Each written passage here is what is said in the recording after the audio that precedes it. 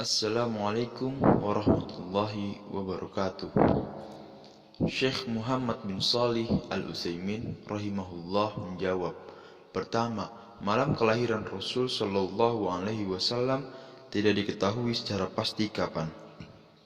Bahkan, sebagian ulama masa kini menyimpulkan hasil penelitian mereka bahwa sesungguhnya malam kelahiran beliau adalah pada tanggal 9 Rabiul Awal dan bukan pada malam 12 Rabiul Awal.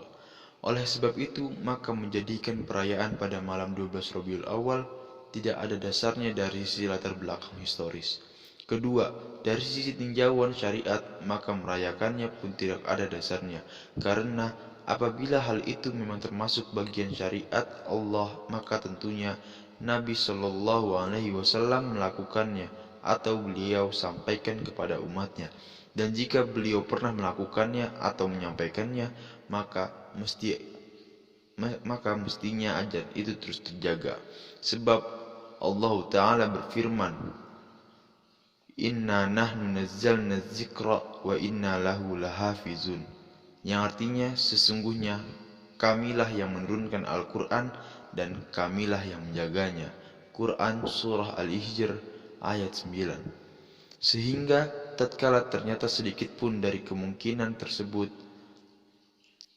tidak ada yang terbukti, maka dapat dimengerti bahwasannya hal itu memang bukan bagian dari ajaran agama Allah, sebab kita tidaklah diperbolehkan beribadah kepada Allah Azza wa Jalla dan mendekatkan diri kepadanya dengan cara-cara seperti itu.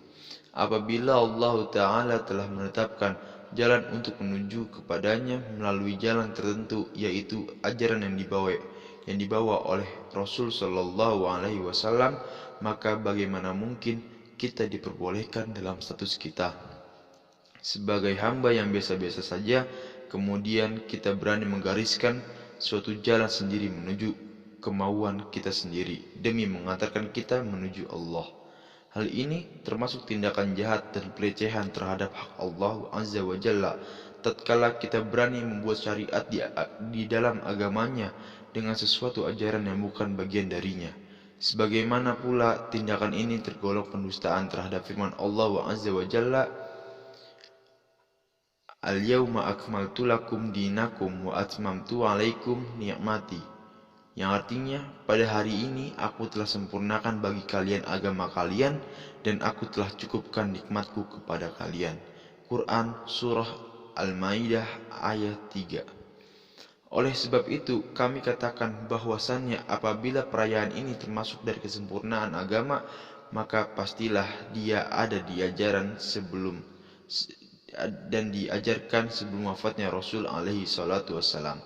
Dan jika dia bukan bagian dari kesempurnaan agama ini, maka tentunya dia bukan termasuk ajaran agama, karena Allah Ta'ala berfirman yang artinya, pada hari ini aku telah sempurnakan bagi kalian agama kalian. Barang siapa yang mengklaim acara maulid ini termasuk kesempurnaan agama dan ternyata ia terjadi setelah wafatnya Rasul Shallallahu Alaihi Wasallam, maka sesungguhnya ucapannya itu mengandung pendustaan terhadap ayat yang mulia ini. Dan tidaklah diragukan lagi kalau orang-orang yang merayakan kelahiran Rasul alaihi salatu wassalam hanya bermaksud mengagungkan Rasul alaihi salatu wassalam.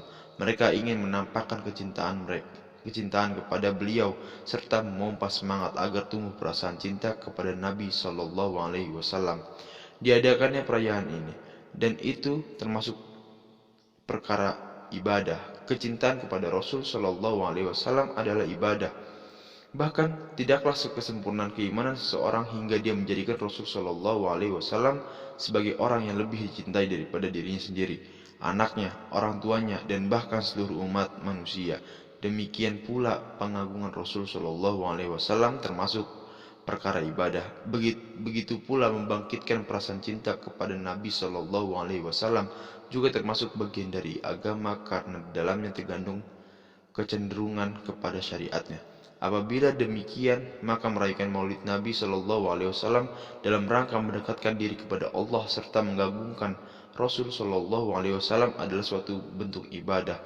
Dan apabila hal itu termasuk perkara ibadah, maka sesungguhnya tidak diperbolehkan sampai kapanpun menciptakan ajaran baru yang tidak ada sumbernya dari agama Allah. Oleh sebab itu, merayakan Maulid Nabi adalah bid'ah dan diharamkan. Kemudian, kami juga pernah mendengar bahwa di dalam perayaan ini ada kemungkaran-kemungkaran yang parah dan tidak dilegalkan oleh syariat, tidak juga oleh indera maupun akal sehat. Mereka bernyanyi-nyanyi dengan mendendangkan qasidah-qasidah. Di dalamnya terdapat ungkapan yang berlebihan, gulu terhadap Rasul alaihi salatu wassalam, sampai-sampai mereka mengangkat beliau lebih agung daripada Allah, waliyazubillah.